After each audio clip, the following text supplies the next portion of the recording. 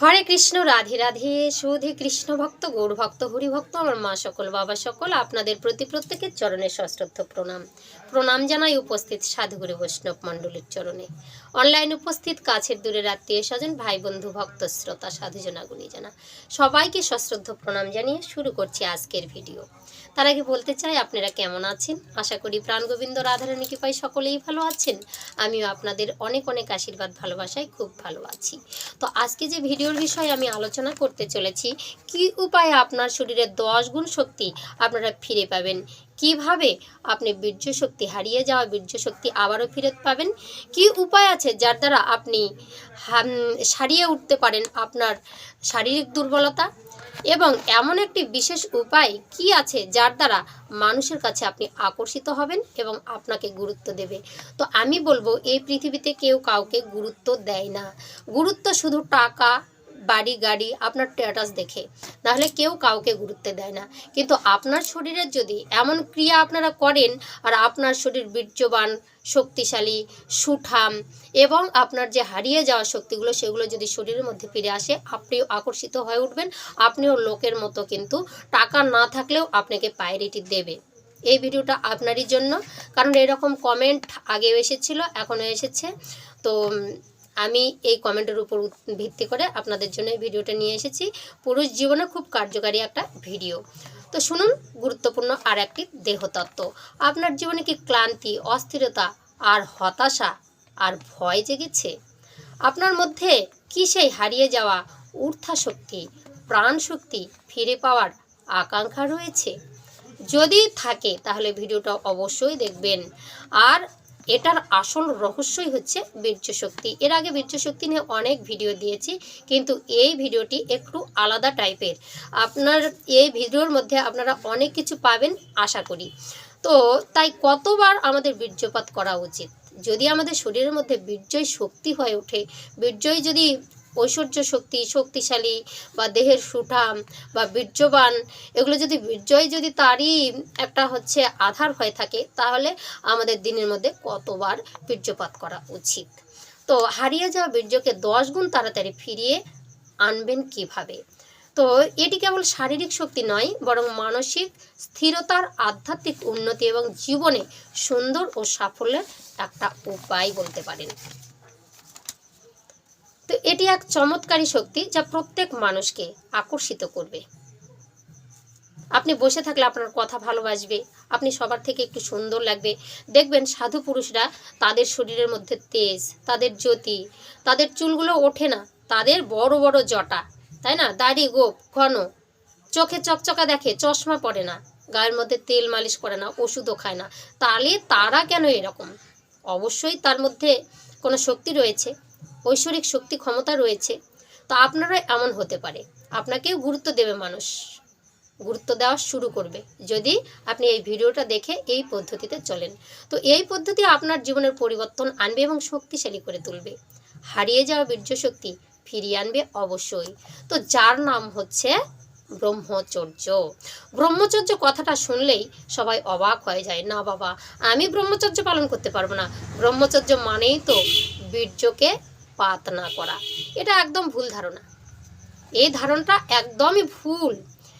ওরা পেরেছে, তারা পারে, মনি ঋষিরা পারে। আগেকার ছোট ছোট বাচ্চাদের মস্তক মুন্ডন করে দেওয়া হতো, গুরুগৃহে পড়াতে দিয়ে পাঠাতে হতো, তাদের পায়ে খড়ম দিত, গুরুগৃহে তারা ভিক্ষা করে নিয়ে আসতো।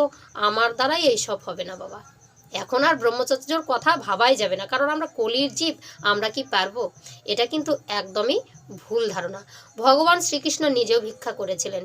কেন? যত আপনি নিচে থাকবেন, মানে যদি বৃক্ষ নত হয় তাহলে সে ফল দেয়, মানুষ যদি নত হয় তাহলে ঈশ্বরের কৃপা পায়। তো ভগবান নিজেই দেখিয়ে দিলেন যে আমাদের মধ্যে কোনো ভেদাভেদ নেই। যদি ভগবান ভিক্ষার ঝুলি স্কন্ধে নিয়ে দাঁড়ে দাঁড়ে ভিক্ষা করে নিয়ে এসে যদি সন্দীপন আশ্রমে দিতেন, তাহলে আমাদেরকে বুঝিয়ে গেলেন যে মানুষ কেউ, এটা চণ্ডালের চাল না মেথুরের চাল না হচ্ছে তোমার হচ্ছে মুচির চাল, সেখানে কোনো লেখা নাই। কিন্তু আমি সবাইকে ভালোবাসবো, সবার চরণের কাছে থাকবো, তবে তো আমি বড় হতে পারবো। ঈশ্বর চেতনা, ঈশ্বরকে ভাবা, জ্ঞান, এগুলোর জন্য ভগবান নিজেও গিয়েছিলেন কিন্তু গুরুর আশ্রমে। তো আমাদের দ্বারাই বাবা এটা সম্ভব নয়। এগুলো আগে হয়েছে দিদিভাই, এখন আর হবে না। তা আমি বলবো আপনি সংসারে থেকে সেই হচ্ছে ব্রহ্মচর্য পালন করতে পারেন। বীর্যপাত করা যাবে না এমন কিছু নয়, নিয়ম মেনে আপনারা সেটাও করতে পারবেন। তো ব্রহ্মচর্যের কথাটার আগে অর্থ জানতে হবে। ব্রহ্ম অর্থাৎ ঈশ্বর, চর্য কথাটার অর্থ হচ্ছে জানার পথ, ঈশ্বরকে জানার পথ বা ঈশ্বরের কাছাকাছি থাকা। তো এই পথে চলতে গেলে আমাদের বীর্য ধারণ করতে হয়। সে বলে একদমই বীর্য ধারণ করব বা পাত করব না, সেটা কিন্তু নয়। বীর্যপাতের একটি নিয়ম আছে, সে নিয়মে আমরা পালন করতে পারি, ঠিক আছে। কারণ আগের দিনের যে মনি ঋষিরা ছিল তাদের প্রত্যেকেই কিন্তু ব্রহ্মচর্য পালন করতেন, তবুও তাদের কিন্তু সন্তান ছিল, স্ত্রী ছিল, আবার সুখ শান্তিও ছিল। অথচ তাদের স্ত্রী সন্তান সবই ছিল, তবুও তাদের সুখ শান্তিও ছিল, তবুও ওরা ব্রহ্মচর্য পালন করতেন। তাহলে সংসারী ব্যক্তি যারা রয়েছেন এখনকার দিনে তারা কেমন করে ব্রহ্মচর্য পালন করবেন সেটা এই ভিডিওর মধ্যেই আপনারা জানতে পারবেন। তো ব্রহ্মচর্য এটি শুধু শারীরিক শক্তি নয়, এটি হচ্ছে মানসিক ও আধ্যাত্মিক শক্তির একটি উৎস বলতে পারেন। তো কেমন, আপনি যদি এই যে মানুষ হয়ে আমরা যেমন সাধারণ মানুষ চলাফেরা, আমাদের যে ভাব ভাষা, কথা বলা, আমাদের খাদ্যাভ্যাস বা আমাদের কাজকর্মের যে হচ্ছে শিডিউল, সেগুলোকে একটু চেঞ্জ করে চলা, সংসারে থেকেই সেগুলোকে একটু চেঞ্জ করে চললেই আমরা কিন্তু ব্রহ্মচর্য পালন করতে পারবো। আগের মতো কঠোরতা সেইভাবে নেই, সেইভাবে যে করতে হবে তার কোনো কথা নেই। তো এটি মন বৃদ্ধি ও আত্মার একাগ্রতার এক অনন্য পথ।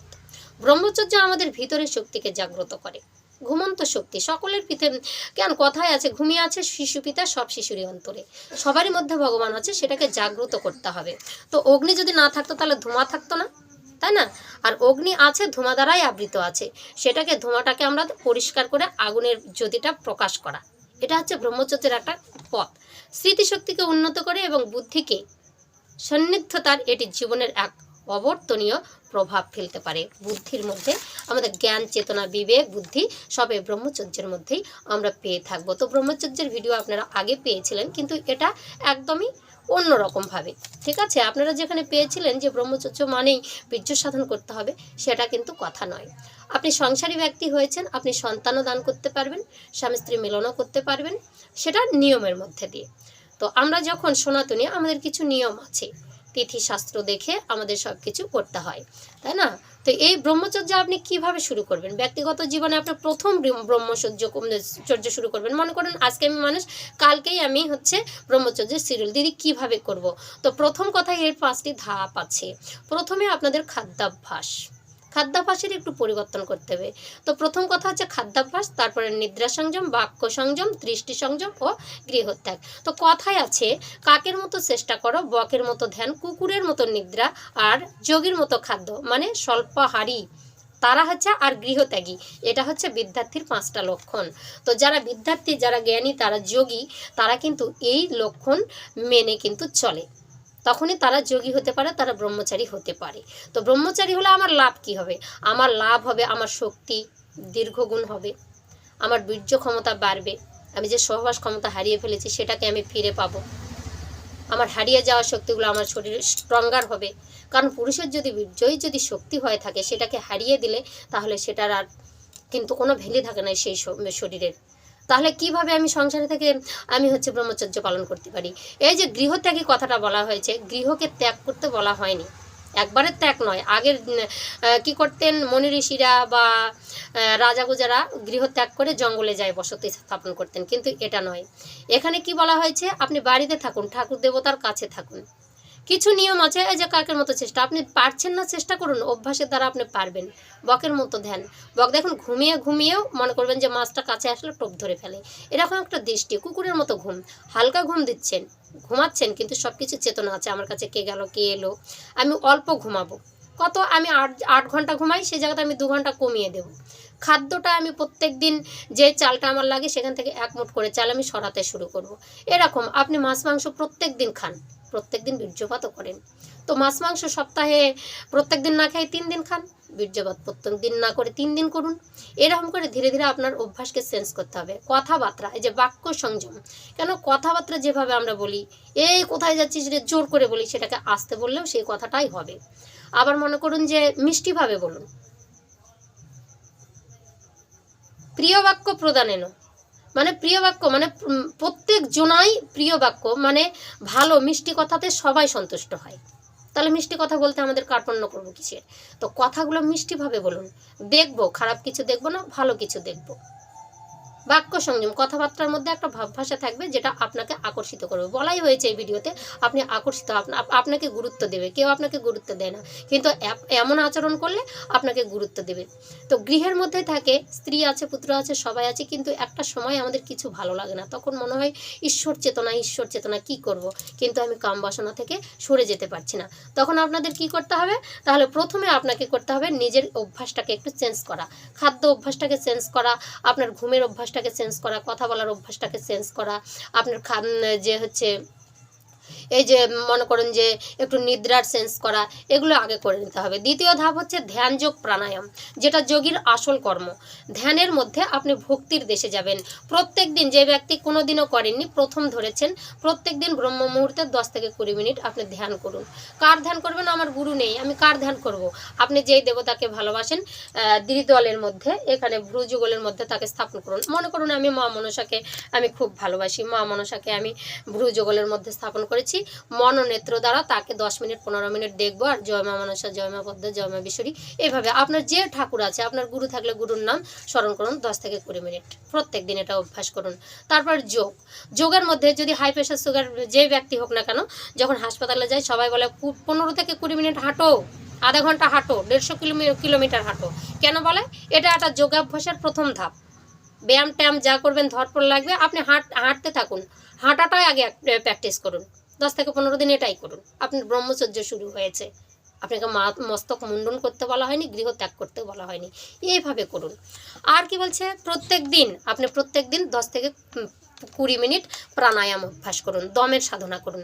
প্রাণায়াম, এই নাক দিয়ে নিঃশ্বাস নিচ্ছেন, এই নাক দিয়ে ছাড়ছেন, মুখ দিয়ে শ্বাস নিচ্ছেন, নাক দিয়ে ছাড়ছেন, মুখ দিয়ে শ্বাস গ্রহণ করে কিছুক্ষণ ধরে রাখছেন, 1 সেকেন্ড, 2 সেকেন্ড, 5 সেকেন্ড, 10 সেকেন্ড, প্রত্যেক দিন ধরে থাকতে 10-15 সেকেন্ড, এরকম আধা ঘন্টাও আপনারা দম ধরতে পারবেন। যখনই আপনার দম ধরা শক্তিটা হবে, তখন আপনার শক্তি, শরীরের সব কিছু শক্তি ঊর্ধ্বগামী হবে। এবার বলবেন দিদি ধ্যান যোগ প্রাণায়াম সবই করতে পারবো, খাদ্যাভ্যাসই করতে পারবো, কিন্তু কামকে তো নিয়ন্ত্রণ করতে পারছি না, কামকে কিভাবে কন্ট্রোল করব? এবার ব্রহ্মচর্যের মধ্যে আপনাকে কি বলা হয়েছে? ভোরবেলা ধ্যান করুন। মনটা একটু ঘুমের থেকে একটু দূরে নিয়ে আসলেন, একটু ধ্যান শুরু করলেন, তখন ধীরে ধীরে মনের পরিবর্তন হবে। কাম চেতনাটা ধীরে ধীরে আপনার মুছতে থাকবে, যে একদম খুবই তাহলে আমার স্ত্রীকে কিভাবে সন্তুষ্ট করব, তাকেও টেনে নিয়ে আসুন, একটু ভগবানের কাছাকাছি থাকুন। ব্রহ্মচর্য মানে ঈশ্বরের পথে থাকা, তো সেখানে থাকবেন। তাহলে আপনার এই যে অভ্যাসগুলো ধীরে ধীরে চেঞ্জ করলে আপনার কিন্তু ধীরে ধীরে মনের চেতনাগুলো, খারাপ চিন্তাগুলো দূরে যাবে। কিছু করতে পারছেন না, কিছুক্ষণ গীতা পাঠ করুন, হাঁটুন, চলুন, একটু নিজেকে সময় দিন, দেখবেন ধীরে ধীরে এই যে কামনাটা ধীরে ধীরে মুছতে থাকবে। আর কামনা মুছতে থাকলে আপনার সহবাসে মনই চাইবে না। এবার যখনই সহবাসে মন চাইবে না, তখন আপনার বীর্যপাত করার কোনো প্রশ্নই আসে না। এবার মাসে, 2 মাসে, 3 মাসে 1-8 গেলেন, এরকম করে আপনার মন কন্ট্রোল হবে। এটাই হচ্ছে নিয়ম, এটাই হচ্ছে শাস্ত্র। ধীরে ধীরে এই পথে গেলে আপনারা যদি ব্রহ্মচর্য পালন করেন গৃহে থেকে, আপনার গৃহে থেকেই সন্ন্যাস হবে। কারণ যারা শিক্ষা মন্ত্র নিয়েছে তাদের বীর্যপাত করা নিষেধ হয়। তারা স্বামী স্ত্রী সঙ্গমও করে, কিন্তু বীর্যকে ঊর্ধ্বগামী করে। অনেক বৃদ্ধ বয়সেও তারা নিচ্ছেন, যে আমাদের জীবনে তো কিছুই হলো না, আমরা যদি এই বয়সেও একটু পারি। তো অনেকেই কিন্তু এই চেষ্টা করেন, তবু কিন্তু ব্যর্থ হন। কিন্তু ধীরে ধীরে অভ্যাস করলে সব কিছু সম্ভব। তো এটাই বলবো, এইভাবে যদি চলেন, নিজের জীবনটা যদি এইভাবে মানে শিডিউলের মধ্যে চলেন, একটা নিয়মের মধ্যে চলেন, অবশ্যই আপনারাও পারবেন গৃহে থেকে ব্রহ্মচর্য পালন করতে, নিজের শক্তিকে ঊর্ধ্বগামী করতে। এটা করলে কি হবে, কেন করব? আপনার স্মৃতিশক্তি বাড়বে, আপনি বলবান হবেন, আপনি শক্তিশালী হবেন, আপনার হারিয়ে যাওয়া বীর্য আপনার দেহের মধ্যে সঞ্চয় হবে।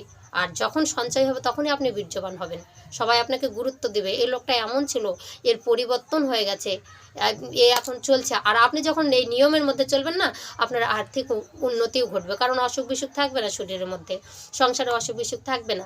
নিয়মের মধ্যে যখন চলবেন, চলাফেরা সব কিছু, আমাদের চলাফেরার মধ্যেই সব কিছু, রোগ ব্যাধি সব কিছু জড়িয়ে আছে। আপনার এটাই লাভ হবে, ব্রহ্মচর্য পালন করবেন, দ্বিগুণ শক্তি বাড়বে, বীর্য শক্তি বাড়াতে পারবেন, দম শক্তি বাড়াতে পারবেন, শারীরিক সম্পর্কর ক্ষমতাটাও বাড়াতে পারবেন। এবার বীর্যকে ঊর্ধ্বগমন করলে আপনার মতো আনন্দ আর এই পৃথিবীতে কেউ পাবে না। যাই হোক, আজকের ভিডিওটা এই পর্যন্ত। যদি ভালো লাগে অবশ্যই চ্যানেলে লাইক শেয়ার কমেন্ট করে চ্যানেলটি সাবস্ক্রাইব করে পাশে থাকবেন। প্রেম সে বলো, রাধে রাধে।